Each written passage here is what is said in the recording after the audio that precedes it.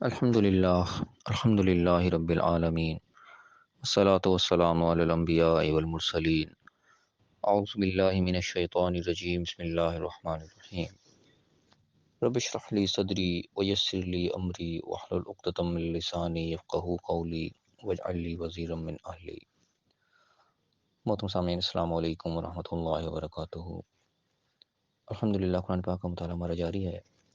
سورہ الانعام کی آیت نمبر 117 تک ہم پڑھ چکے ہیں۔ آج انشاءاللہ آیت نمبر 118 سے آیت نمبر 121 تک پڑھیں گے۔ اعوذ باللہ من الشیطان الرجیم بسم اللہ الرحمن الرحیم فَكُلُوا مِمَّا ذُكِرَ اسْمُ اللَّهِ عَلَيْهِ إِن كُنتُم بِآيَاتِهِ مُؤْمِنِينَ۔ تو کھاؤ اس میں سے جس پر اللہ کا نام لیا جائے اگر تم اس کی آیات پر ایمان رکھتے ہو۔ اب اس آیت میں اللہ تعالیٰ نے ایک واضح سا حکم دیا ہے کہ جس چیز کے اوپر اللہ کا نام لے لیا جائے اس کو کھاؤ، تمہارے لیے جائز ہے، حلال ہے، اس کے اوپر کوئی روک ٹوک لگانے کی ضرورت نہیں ہے۔ اکثر شرط یہ باندھی کہ تم اللہ کی آیات پر ایمان رکھتے ہو، اللہ کی نشانی کو مانتے ہو، تو پھر کھاؤ اس میں سے۔ گویا کہ اگر اس میں سے نہ کھایا جائے گا جو اللہ کا نام لیا گیا جس کے اوپر اس پہ کوئی آبجیکشن، کوئی ریسٹرکشن لگائی جائے گی، تو گویا وہ اس طرح کہ ہمیں اللہ کی آیات پر ایمان ہی نہیں ہے، اللہ کی آیات پر یقین نہیں ہے، کیونکہ اللہ نے کہا کہ یقین رکھتے ہو تو پھر کھاؤ۔ اس کی بیک گراؤنڈ کچھ اس طریقے سے علماء بیان کرتے ہیں کہ کچھ جانور تھے جن کو کفار مکہ جو مشرکین وغیرہ تھے، انہوں نے کچھ پابندیاں لگا رکھی تھی کہ یہ اس کے لیے ہے، یہ اس کے لیے نہیں ہے۔ انہوں نے خود اپنے تفہمات کچھ بنا رکھی تھیں، مختلف قسم کے اونٹ یا گائے وغیرہ، انہوں نے خود کچھ پابندیاں لگا لی تھیں کہ اس کو ہم نہیں کھائیں گے، یا اس کو ہماری عورتیں نہیں کھائیں گی، اس کو مرد کھائیں گے، اس قسم کی انہوں نے خود سے جو تھیں پابندیاں لگا رکھی تھی اپنے اوپر۔ تو اللہ تعالیٰ نے جنرل بات یہاں پہ کی، جس پہ اللہ کا نام لیا جائے وہ کھاؤ، اس میں لیے مرد بھی کھائیں عورتیں بھی کھائیں، جنرل آرڈر نے دے دیا۔ اس میں کوئی ایسی چیز نہیں ہے جو تم نے خود اپنے پاس سے بنا رکھی پابندیاں، اللہ کی طرف سے ایسی کوئی پابندی نہیں ہے۔ جس پہ اللہ کا نام لیا گیا، جو اللہ کا نام لے کے ذبح کی گئی ہے، جو اللہ کے نام سے چیز تمہارے سامنے رکھی گئی ہے، اس کو تم کھاؤ، اس کے اندر کوئی پابندی لگانے کی ضرورت نہیں ہے۔ اگر اللہ نے یہ کہا کہ اللہ کے آیت پہ ایمان رکھتے ہو تو تم ایسا کرنا ہوگا، نہیں کرو گے تو پھر ایسے ہی جیسے اللہ کے آیت پہ تمہارا ایمان ہی نہیں ہے، اللہ جو کہہ رہا ہے تم مان ہی نہیں رہے۔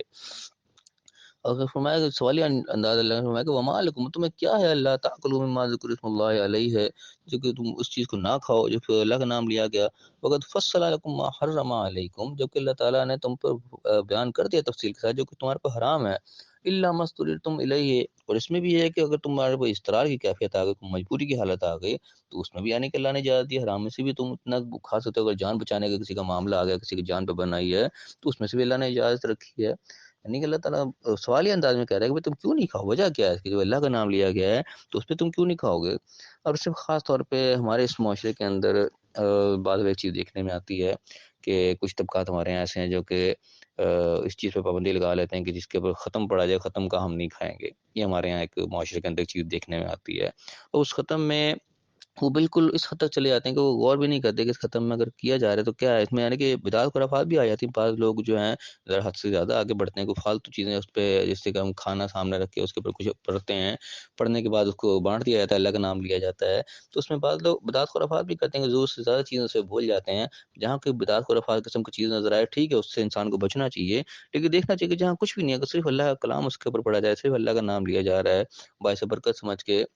اس کے اندر کوئی فالتو چیز ہی نہیں ہے، اللہ کا نام ہے، اللہ کا کلام ہے، بس اس کے علاوہ کچھ نہیں ہے، تو ظاہر ہے اس کے اوپر پابندی نہیں لگائی جانی چاہیے، کیونکہ اس میں صرف اللہ کا نام لیا گیا، اس کے علاوہ کسی کی کوئی چیز میں شامل نہیں ہے۔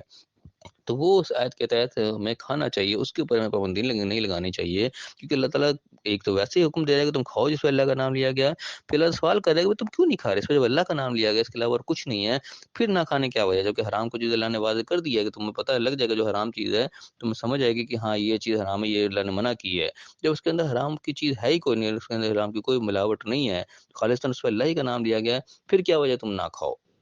وجہ کون سی رہے گی اس کے نہ کھانے کی؟ اللہ تعالیٰ سوال کر کے پوچھ رہا ہے، جب اللہ نے وضاحت کر دی ہے، مفصل بیان کر دیا تمہارے لیے حرام چیزوں کو، پھر کیوں نہ کھاؤ گے؟ تو یہاں پہ ایک لمحہ فکری ہے ہم لوگوں کے لیے خاص طور پہ، جو کہ اس حد تک چلے جاتے ہیں کہ جس پہ وہ ختم کو سامنے رکھ کے کچھ پڑھ دیا تو بس ہم نے اس کو نہیں کھانا، چاہے خالص اللہ ہی کا نام لیا گیا پھر بھی ہم نے نہیں کھانا۔ تو ہمیں تھوڑا سا اپنے اندر ٹالرنس رکھنی چاہیے، دیکھنا چاہیے موقع کی مناسبت سے کہ یہاں پہ اصل میں ایکٹ ہو کیا رہا ہے، اس کے مطابق اس پہ ہمیں عمل کرنا چاہیے، بالکل ایسے اسٹرکٹ نہیں ہو جانا چاہیے کہ ہم غور ہی نہ کریں کہ یہاں پہ ہو کیا رہا ہے اصل میں۔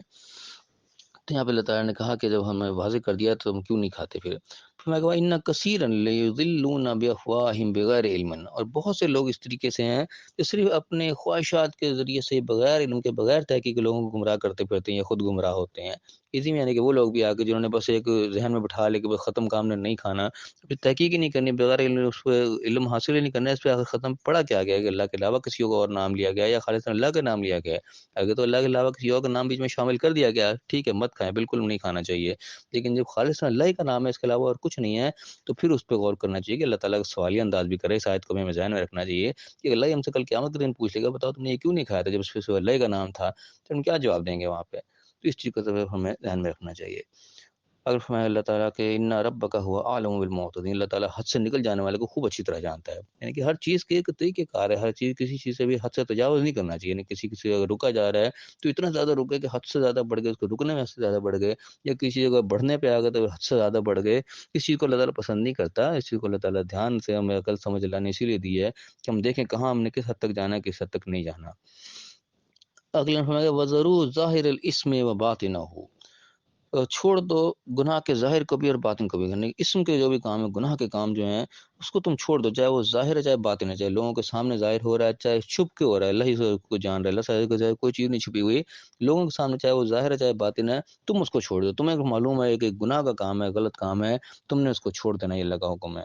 فرمایا کہ ان الذین یکسبون الاثم، جو لوگ پھر گناہ کماتے ہیں، گناہ اکٹھا کرتے ہیں، سیجزون بما کانوا یقترفون، پھر ان کا بدلہ دیا جائے گا جو کچھ وہ جمع کر رہے ہیں، جو کچھ بھی وہ اکٹھا کر رہے ہیں اپنے لیے، پھر وہ سزا اس کی پائیں گے، کیونکہ اللہ تعالیٰ صاف طور پہ بتا رہا ہے کہ جو چیز کا ہمیں پتہ چل گیا ہے یہ گناہ کا کام ہے، غلط کام ہے، ہمارے دل اس کی گواہی دے رہا ہے، ہمارے دماغ میں آ رہی ہے چیز، اس سے ہم نے بچنا ہے، ظاہر باطن کچھ بھی ہے، اللہ تعالیٰ بڑے یعنی کہ صاف ستھرے احکامات دیتا ہے کہ ہم نے کس طریقے سے چلنا ہے۔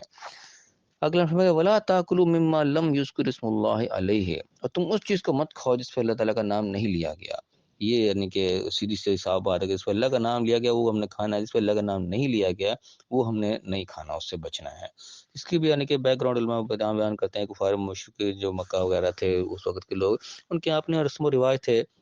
کچھ چیزوں کو وہ نہیں کھایا کرتے تھے، کچھ چیزوں کو وہ کھا لیا کرتے تھے، اس پہ اللہ کا نام نہیں لینا، ان کو اپنے رسم و رواج انہوں نے بنا رکھے تھے کہ اس چیز پہ تو ہم نے اللہ کا نام لینا ہی نہیں، جو اس قسم کی ہے تو اس کو بھی وہ کھا جایا کرتے تھے، تو اللہ نے کہا اس پہ اللہ کا نام نہیں لیا گیا وہ تم نے نہیں کھانا۔ وَإِنَّهُ لَفِسْقٌ، یہ تو ایک سراسر گناہ کا کام ہے، تو حکومتولی سیدھی سیدھی کہ اللہ کا نام کا ہم نے کھانا ہے، جو اللہ کے علاوہ کسی اور کا نام لے لیا گا، اللہ کا نام اس پہ لیا ہی نہیں گیا تو وہ نہیں کھانا، یہ اللہ تعالیٰ کی ایک سیدھی سیدھی ایک حکومتولی ہو جائے گی، نافرمانی ہو جائے گی۔ اور فرمایا کہ وَإِنَّ الشَّيَاطِينَ لَيُوحُونَ إِلَىٰ أَوْلِيَائِهِمْ، بالکل شیاطین جو ہیں شیطان، وہ اپنے چیلے چانٹے اپنے اولیاء ولی جو تھے ان کے ساتھی ان کی طرف وہی کرتے ہیں، لیوحون آ گئے، یہاں پھر لفظ ہے، پچھلے بھی ہم نے پڑھا تھا کہ وہی کا لفظ ایک عام لفظ ہے، شیطانوں کے لیے بھی استعمال ہو رہا ہے، یہاں پھر استعمال ہوا ہے کہ شیطان ایک دوسرے سے وہی بھیجتے ہیں، ایک دوسرے کو خفیہ پیغام بھیجتے ہیں، ایک دوسرے کے کان بھرتے ہیں، لیجادلوکم، تاکہ وہ تم سے جھگڑا پیدا کریں، یعنی اس قسم کے دماغوں میں وسوسے ڈالتے ہیں، ایک دوسرے کے ساتھ ایسے